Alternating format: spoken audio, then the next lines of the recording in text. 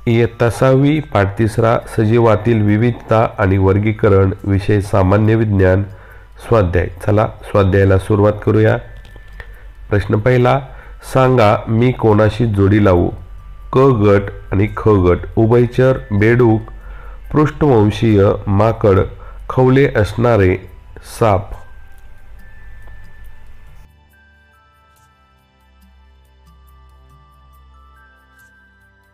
प्रश्न 2, आमच्यात वेगळा कोण? अ बुरशी भूछत्र शेवंती स्पायरोगायरा।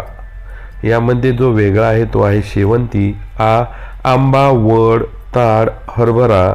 यामध्ये जो वेगळा शब्द आहे तो आहे ताड। ई द्राक्षे संत्रे लिंबू जास्वंद। यामध्ये वेगळा असणारा जो शब्द आहे किंवा जो घटक वेगळा आहे तो आहे जास्वंद। ई सूर्यफूल वड ज्वारी बाजरी। यामधला वेगळा घटक आहे वड। उ पेरू मुळा गाजर बीट। यामध्ये वेगळा असणारा घटक आहे तो आहे पेरू। उ हरिण मासा मानव कृमी। यामधला वेगळा घटक आहे मासा।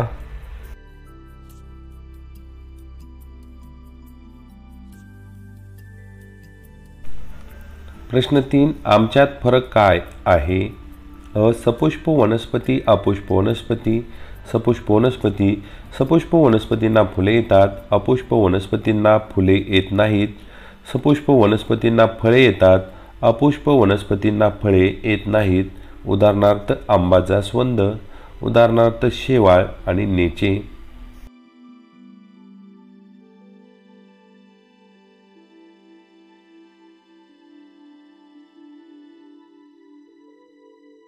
आ वृक्ष झुडूप।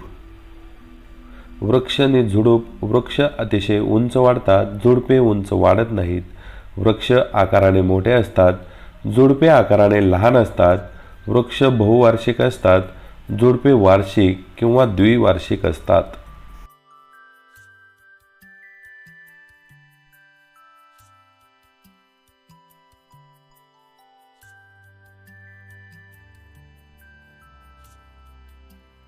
ही पृष्ठवंशीय प्राणी अपृष्ठवंशीय प्राणी।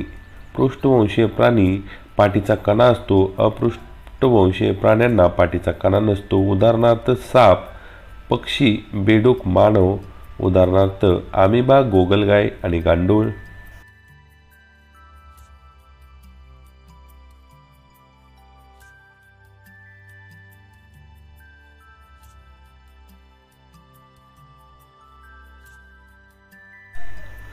प्रश्न 4, सत्य की असत्य ओळखा। अ गोगलगाय हा जलचर प्राणी आहे। असत्य। आ उभयचर प्राणी हवा व पाण्यात राहू शकतात। उत्तर आहे असत्य। ई पृष्ठवंशीय प्राण्यात मेंदूचे कार्य अधिक विकसित झालेले असते। सत्य। ई अमिबा हा बहुपेशीय प्राणी आहे। असत्य।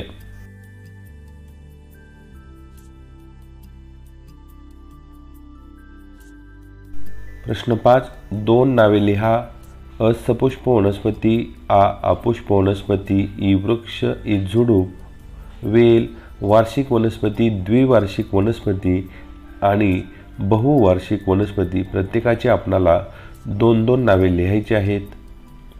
अ सपुष्प वनस्पती आंबा व जास्वंद। अपुष्प वनस्पती शेवाळ व नेचे। वृक्ष साग व कडुनिंब।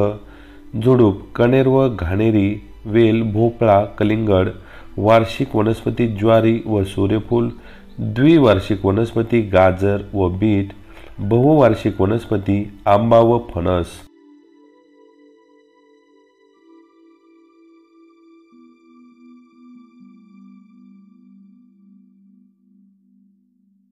प्रश्न 6, खालील प्रश्नांची उत्तरे द्या। अ वनस्पतीचे अवयव कोणते?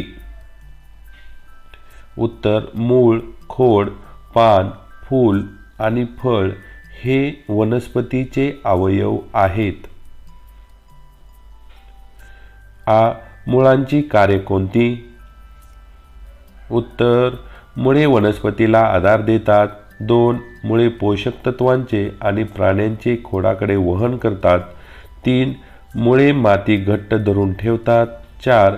काही प्रकारची मुळे अन्न साठा करतात. ई. सजीवांच्या वर्गीकरणाची आवश्यकता का आहे?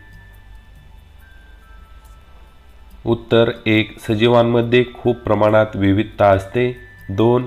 या विविधतेचा अभ्यास करण्यासाठी आणि त्या सहज ओळखता याव्यात यासाठी सजीवांचे वर्गीकरण केले जाते.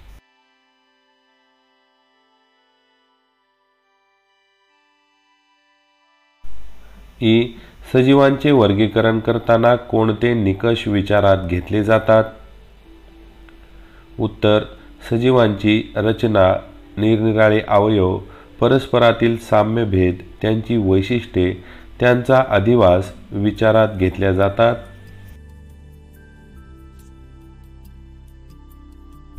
उ. वेलींची काही वैशिष्ट्ये सांगा. उत्तर, वेलींचे खोड अतिशय नाजूक, लवचिक, मऊ व हिरवे असते. वाढ होण्यासाठी त्या आधाराची मदत घेतात. काही वेली जमिनीवर समांतर पसरत जातात. काही वेलींना तणाव असतात, उदाहरणार्थ मनी प्लांट. काही वेलींना स्प्रिंगसारखे धागे असतात, उदाहरणार्थ काकडी.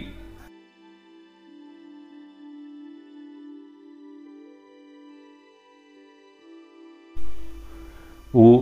रोपट्यांची वैशिष्ट्ये सांगून उदाहरणे द्या. उत्तर, रोपटी ही सुमारे 1 ते 1.5 मीटर उंचीपर्यंत वाढतात. त्यांची खोडे अतिशय लवचिक आणि हिरवट असतात, उदाहरणार्थ मेथी आणि सदाफुली.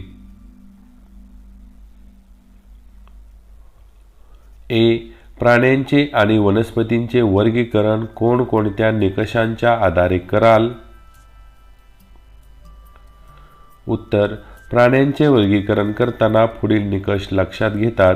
पेशी रचना, पाठीचा कणा आहे किंवा नाही, प्रजननाची पद्धत आणि त्यांचा अधिवास. वनस्पतींचे वर्गीकरण करताना पुढील निकष लक्षात घेतात. खोडांचा आकार व उंची, जीवनक्रमाचा कालावधी, त्यांना फुले येतात की नाहीत आणि त्यांचा अधिवास.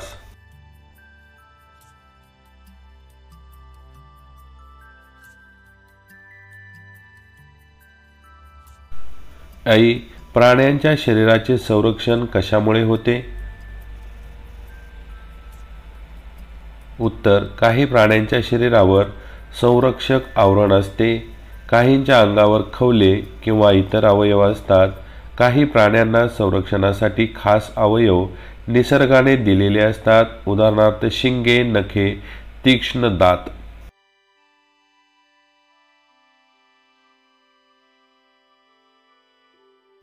प्रश्न 7.